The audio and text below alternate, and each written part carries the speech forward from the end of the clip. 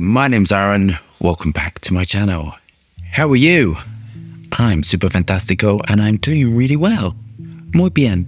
And today I'm viewing YSL Y L'ELIXIR. And this is £97.40.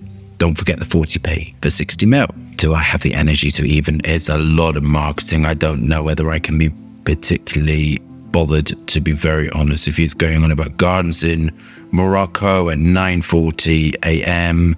and metallic blue opus. Oh, do you feel like this? Do you just want to get to the notes? I always wonder that. I'll read the first bit. I'm not going into gardens at 11:40 in the morning. Okay. The elixir of Y, another elixir. How do we feel about that? I'm not doing any more elixirs. The elixir of success. Oh, okay. The quintessential fragrance for the self-accomplished man. A new opus. I like the word opus. With the highest concentration of Y, a timeless intimacy. The Wyconic, not iconic, or in Espanol, icónico. Dark and white fougere blends with exceptional ingredients of perfumery in a new juice. Ugh, I hate that word. Created by master perfumer Dominique Repon. Highly enigmatic. My God, you needed to agree to seal this. Intensely rich. That's in capitals, so I assume I should be shouting. Do I really want to read anymore? A quality of Diva Lavender Heart. Exclusively crafted for YSL Beauty from Providence. Geranium Accord. Goodness me. I'm not going to read it. Well, it kind of feels like crazy to me. The notes are lavender, geranium, frankincense, and oud. Okay. Do we have a bottles of YSL Y L'ELIXIR by Yves Saint Laurent? Are we engaged with the high self? Let's get testing. I love the color of the bottle. I've not reviewed many of these, and I shall be doing in the future, of course. My favorite Y. I think I've done, I can't remember, but I'll do them all. Let's look at the atomizer. Okay, so what am I expecting from this? YSL is an iconic house. Do everything safe and legal. I'm expecting definitely masculine, definitely sweet, hitting everything. So, I mean, woody, sweet, some sharpness to it, well-rounded, longevity, projection. Kind of with these, you have to hit it right. Can't miss. So it's got to be instantly likable, fitting with the brand, fitting with the rest of the Y so that people can line it all up. The elixir, I imagine, I don't know why I did that. The elixir, I want it to be stronger, more intense, more darker, more rich, more of everything. That's kind of what I want. Amped up, but at the same time, darker and radiating for the skin. That's really important to me. The intense versions, elixir versions, whatever we're going to call that version, should have that darkness and radiate off the skin, be slightly more Oriental or Middle Eastern. So you have that sort of smoothness. That's what I'm expecting. So let's apply it to the skin and see what we think. Very nice, very soapy. So French perfumery in general, probably generalizing a little bit here, has a lot of wood compounds in, and wood compounds tend to have lots and lots of uses. So I'm going to put that out there, and depending on where you go, depending on what they do. So you have wood raw materials, sandalore, bangalore, which sort of smooth. And then you have wood raw materials which give radiance, polysantol, Javanol. Javanol's so expensive. Javanol's crazy expensive. That's what they're doing here. Then you have other woods which give sort of like more of an oriental feel, and they can smell quite bitter. But within a formulation, you get that balance. Cephalus is one, Lux alone. They're cedarwood, like raw materials. Cedol, two types of cedol. One that's a white powder and one which is a solid at room temperature, which is sort of brown, and they smell of cedarwood. All those sort of combinations are used to balance within this formulation, giving you that smoothness, vibrancy, a woody aspect as a back against ISO Super. The must choice in this is absolutely key, because that's what's giving it that thing. And in all YSL fragrances, they have that thing. And that thing smells like the house. When you smell it and you can identify it sort of straight away, if you sort of see what I mean. So you'd go My house definitely has it. You have my work, they go like, oh, that's a ATH fragrance, or you know that's a Creed fragrance, or you know that's a Roja fragrance, or you know that's a YSL fragrance or Chanel fragrance. They all have that thing which you're able to detect. And if you think on a biological matter, I think that's amazing. The way the brain, numero uno, the perfumer's brain can create something that's in keeping with the house. Number two, it is that as you're the consumer, you can detect that it comes from that house.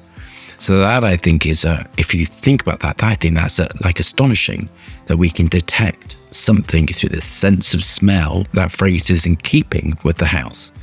And you may detest a house, you may love a house, but some people love that house, some people dislike that house and love that perfumer and dislike that perfumer's work. We recognize that with our brain, and I always thought that was like amazing. Also, as a little sideline, women smell things differently to men. Women will detect notes and men will detect notes, and that I find astonishing as well. Some people can also detect sort of spicy notes and some people cannot detect spicy notes. So this is, I would say, being handled expertly. It's quite radiant on my skin, which is impossible. And I was thinking, why is that today? I think that one of the reasons why is I'm always covered in fragrance, you know. When you work with it all the time, we also develop cosmetics. I kind of generally covered in fragrance. And even if I shower, I think I've always got a coating of fragrance. Even if I sort of wash my skin like 3 times, I can detect like some fixatives or something on my skin. And I think that kind of flattens fragrances to my skin. So that's why I don't think they're particularly great. But I think this has been handled really, really well. This has got like a beautiful musk accord, sort of smoothing musk to lift and give sort of liveliness to the top. And fragrances to sort of give a smooth, sort of a smoothness. This is so smooth and being handled, you know, really well. When I started my journey, I love lavender within cosmetics, but never sort of really latched onto them for perfume. And I think that really depends on the quality of lavender. I think I love Bulgarian lavender the most. That's the sweetest. So I generally love a sweet, soft lavender, and I get mine from a supplier in France, which sort of distills off for me.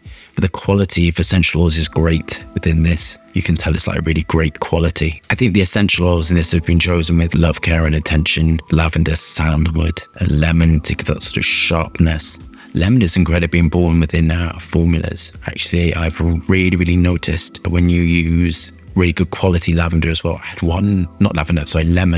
I had lemon come last year from a new supplier and I sent it back. The lemon I buy is the clearest. It's been like ultra distilled and it's not yellow. And I've noticed cheaper lemon is very yellow. It just is such a difference. Like, I'm going to go on about this, but you know, the more you develop within perfumery, the more you gravitate towards sort of like better quality essential oils, and definitely the price goes up. And lemon is one of them, and mandarin is another one. If they're cheaper, they're not very nice. Anyway, back to this fragrance. This has been beautifully sweetened with fruit, raw materials, the glucinates, the acetates, and then you can smell the aldehydes, and this gives sparkle. Aldehydes are really interesting raw material. There's lots and lots that do them. There's one called C12, I think lauric, and that you have to heat up.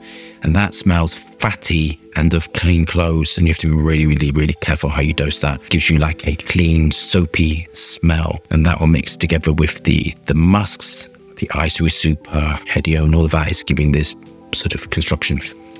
Onto my final thoughts. I think this is great. I don't know what to say. I mean, I think it is what it is. It's in keeping with the brand. I think the perfume did an absolutely beautiful job. It's radiant off my skin. I know that this is doing everything I want a elixir or concentrate or whatever to do, which is as you heat up, it radiates off. It's very clean, fresh. The use of aroma chemicals, the dihydromercenol, the acetates, the linalool, all of that. It's just been put really beautifully. It's not sort of, doesn't smell too artificial. I think this is great for, I know YSL do the sort of, I think we're going to call them the expensive range. The names do sort of like your tuxedo and blouse and all of that. And then you've got all this sort of the other range. I think this is great for this. And I don't think we're kidding ourselves that this range is trying to be the more couture, and I'm going to call it couture range, so in keeping with all those sort of things. I think it's great. I think the choice of raw materials is great. I think the perfumer is sort of creating something really, really, really beautiful. It's sort of sweet enough to be instantly likable. I think it's sort of blue to go in with the name. It's slightly radiant off my skin, but when I apply fragrance, I wouldn't, if I'm sort of going out, I would never apply 1 or 2. I would sort of smash myself in it and do like, 15 sprays to really get that sort of strong thing. I would apply it sort of, on my chest, on my neck, and then on my clothes. I think the price is excellent for this. I think it's an excellent formulation. I'm going to give it an 8 out of 10, and the 2 marks coming off simply because it's kind of missing something. And I'll leave it there. So thumbs up and subscribe for more fascinating, interesting content, lots of moving hands, and lots of fragrance reviews. Hope you're staying safe and well. See you soon.